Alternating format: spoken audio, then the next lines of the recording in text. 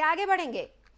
Twitter के नए मालिक और सीईओ एलन मस्क ने जब से कंपनी का कामकाज अपने हाथों में लिया है, ट्विटर के एम्प्लॉयज के लिए हर दिन मुश्किल बढ़ती जा रही है।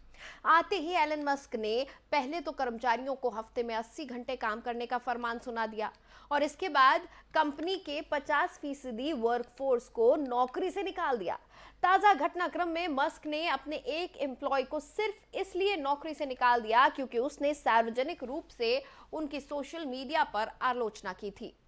एक तरफ एलन मस्क ट्विटर जैसे सोशल मीडिया प्लेटफॉर्म पर अभिव्यक्ति की आजादी की वकालत कर रहे हैं, तो वहीं दूसरी तरफ मस्क से खुद आलोचना बर्दाश्त नहीं हो रही। वैसे घाटे में चल रही ट्विटर में एलन मस्क ने कई तरह के बदलाव की बात कही है। आइए हम आपको ग्राफिक्स के जरिए एलन मस्क द्वारा ट्विटर को लेकर बदलाव के बारे में विस्तार से बताते हैं।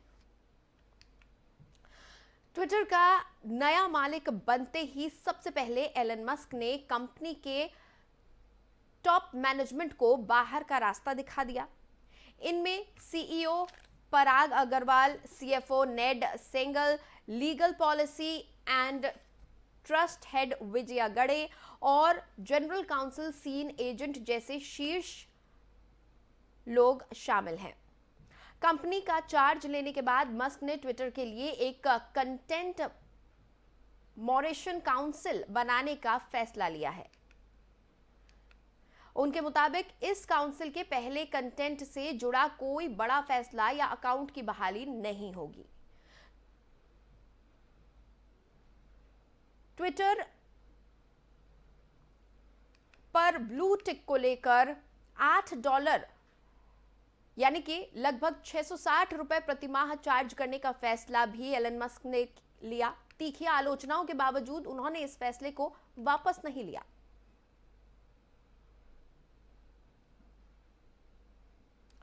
अब बात करते हैं कैसे दुनिया भर में छटनी हो रही है।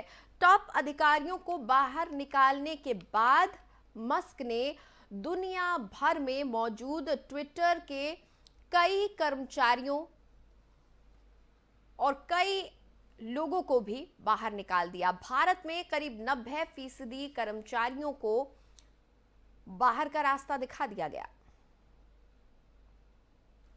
ट्विटर ने ट्विटर ब्लू पब्लिशर लेबल दिखाना बंद कर दिया। कंपनी ने एड फ्री आर्टिकल को बंद करने का ऐलान किया है।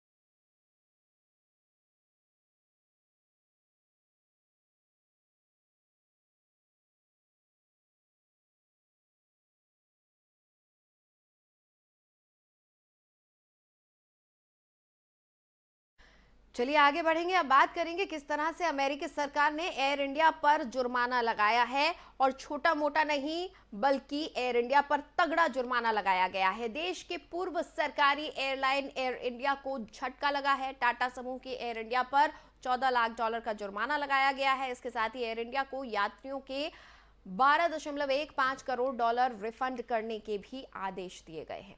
कोविड-19 महामारी के दौरान एयर इंडिया की फ्लाइट्स के कैंसिल होने या उनके शेड्यूल में बदलाव से प्रभावित यात्रियों को टिकट के पैसे लौटाने में हुई देरी के कारण एयर इंडिया पर यह जुर्माना लगा है और रिफंड के आदेश आए हैं। हालांकि रिफंड में देरी का मामला तब का है जब एयर इंडिया भारत सरकार के स्वामित्व में था। यूएस डिपार्टमेंट ऑफ ट्रांसपोर्टेशन का कहना है कि एयर इंडिया की रिफंड पॉलिसी के तहत पैसेंजर्स को अपनी रिफंड पाने में दिक्कतों का सामना करना पड़ता है। इसी वजह से एयर इंडिया को आदेश दिया गया कि वो यात्रियों को रिफंड करे और जुर्माना भी देना होगा।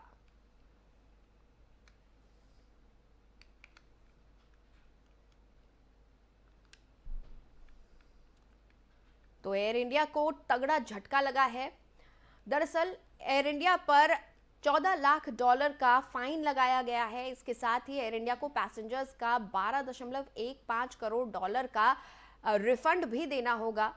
ये पूरा मामला कोविड-19 से जुड़ा हुआ है। कोविड-19 के वक्त एयर इंडिया की फ्लाइट्स कैंसिल होने या फिर रीशेड्यूल होने के चलते पैसेंजर्स को जो रिफंड आना था उसमें देरी हुई, और इस देरी की वजह थी एयर इंडिया की पॉलिसीज, जिसकी वजह से पैसेंजर्स को काफ़ी दिक्कत हुई थी, और इसी के चलते अब एयर इंडिया पर ये फाइन लगाया गया है। हालांकि उस वक्त एयर इंडिया भारत सरकार में था, भारत सरकार के अधीन था, और अब एयर इंडिया टाटा ग्रुप के साथ जुड़ गया है।